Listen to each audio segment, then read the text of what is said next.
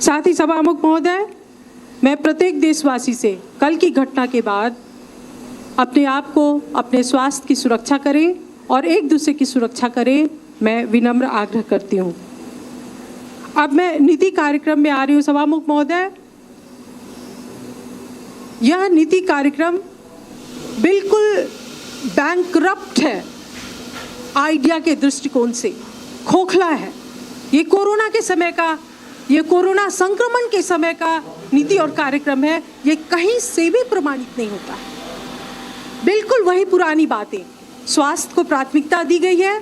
50 bed का अस्पताल बनाया जाएगा, 100 बेड का अस्पताल बनाया जाएगा, 200 बेड का अस्पताल बनाया जाएगा। अभी लॉकडाउन की अवस्था में क्या किया जाएगा उसके बारे में यह नीति कार्यक्रम मौन है।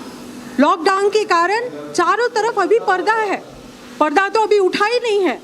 बड़े परियोजना की बात क्या करेंगे, लेकिन जो सबसे महत्वपूर्ण बात आनी चाहिए थी वो है राहत कैसे प्रदान किया जाए, देश की संपूर्ण जनता को कैसे सुरक्षा के संजाल में आबद्ध किया जाए और जो लोग देश से बाहर हैं उनको कैसे अपने घर लाया जाए, उसके बारे में यह नीति कार्यक्रम मौन है।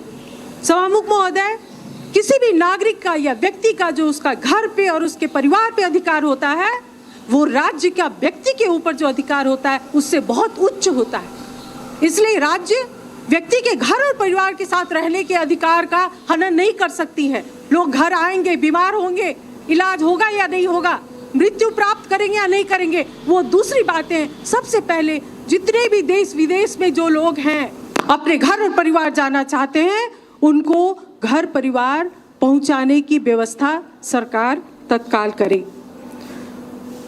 इस संकट के समय में एक बड़ा अजीब प्रस्ताव सरकार ने लाया है, परिपूर्ण लोकतंत्र, कॉम्प्रिहेंसिव डेमोक्रेसी। प्रतिस्पर्धात्मक डेमोक्रेसी के स्थान पे परिपूर्ण डेमोक्रेसी लाके क्या सरकार एक दलीय निरंकुशता जो स्थापित करने की उसकी जो चाहत है उसके तरफ इंगित कर रही है? क्योंकि इसमें जो एलिमेंट्स जिस नीति और कार्यक्रम में जो उल्लेख किया गया है वहाँ पे ना तो कानून के शासन की बात की गई है, न संवैधानिक सर्वोच्चता की बात की गई है और ना प्रेस स्वतंत्रता की बात की गई है। इसलिए सरकार अगर डेमोक्रेसी के प्रारूप को, लोकतंत्र के प्रारूप को बदलने की उसकी आंतरिक मंशा है तो मैं उसके बारे में सचेत कराती हूँ। सभामुख महोदय, निर्मला पंत के उस 13 साल की बच्ची के बलात्कार और हत्या के बाद अभी का जो लेटेस्ट जो है अध्यादेश कांड और उसके पहले का मेडिकल इक्विपमेंट खरीदने के समय में जो भ्रष्टाचार का कांड हुआ है, मैं सोच रही हूँ कि इन 2 वर्षों के आधार पे, 3 वर्षों के आधार पे हम लोग सरकार को कैसे याद करेंगे। प्रधानमंत्री केपी ओली जी, निश्चित रूप से मैं उनसे आग्रह कर चुकी हूँ, सोचे कि उनके किस काम के लिए हम लोग या नेपाली जनता उनको याद करेगी। मुझको नहीं लगता है कि कहीं पे भी संतोष करने की जगह है। मेडिकल इक्विपमेंट के बारे में जो भ्रष्टाचार हुआ सभामुख महोदय, मैं उसको सुनियोजित मानती हूँ। 2 महीना पहले इसलिए सामग्री नहीं खरीदी गई सामान्य नागरिक प्रक्रिया के तहत, क्योंकि जब अकस्मात, जब इमरजेंसी होगा तब भ्रष्टाचार किया जा सकता है। और एक नई दुखद बात क्या है कि अब सरकार भ्रष्टाचार के काम में सेना को संलग्न करा रही है।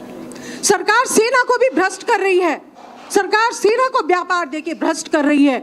जब मंत्रिपरिषद के द्वारा सार्वजनिक खरीद आइन के अंतर्गत जब व्यापार, जो भ्रष्टाचार का मामला जब लोगों के सिर से ऊपर चला गया है, नाक के ऊपर चला गया है, तो अब सरकार ने सेना के मार्फत भ्रष्टाचार करने का एक युग आरंभ किया है। क्योंकि सेना नागरिक के सरकार से ऊपर है, कानून से ऊपर है। लेकिन इसका मतलब ये नहीं है कि जनता ये नहीं जानती है। हर एक बात में इस सेना को ठेका, हर एक बात में नहीं, ये सरकार की विफलता है।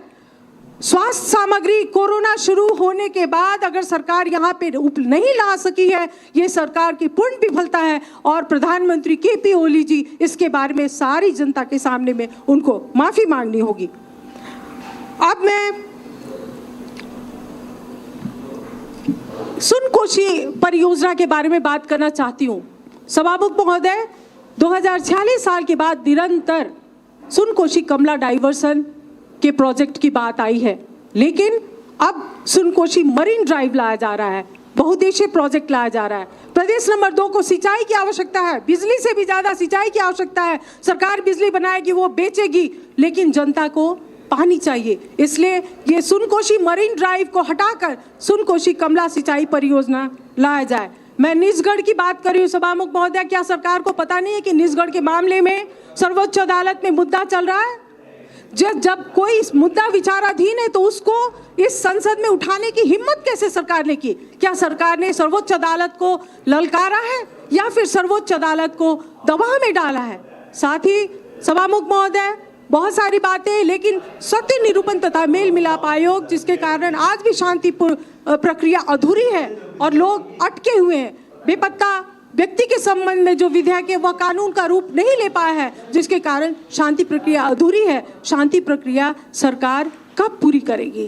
उस बात को क्यों छोड़ा गया है? क्या ये विपक्षी दल के दमन के लिए किया गया है या पार्टी के आंतरिक लोगों को एक छड़ी दिखा के और नियंत्रण में रखने के लिए इस बात को छोड़ा गया है? इसके बारे में मैं ध्यानाकर्षण कराती हूँ। अभी लिपुलेख का विवाद भी आया है, लेकिन मुझको लगता है कि सरकार ने बिना भारत और चीन के साथ संवाद किए बिना ही जिस ढंग से सम्माननीय राष्ट्रपति महोदय के मुख से ये नया नक्शा निकालने की बात की है, उन्होंने हमारी विदेश नीति, उनकी क्षमता के ऊपर प्रश्न उठाया। एक तरफ राष्ट्रपति महोदय कहती हैं कि लिपुलेख और काला लिम्पियाधुरा को प्रवेश करके और नक्शा बनाया जाएगा, दूसरी तरफ परराष्ट्र मंत्री कहते हैं कि संविधान ही बाधक है।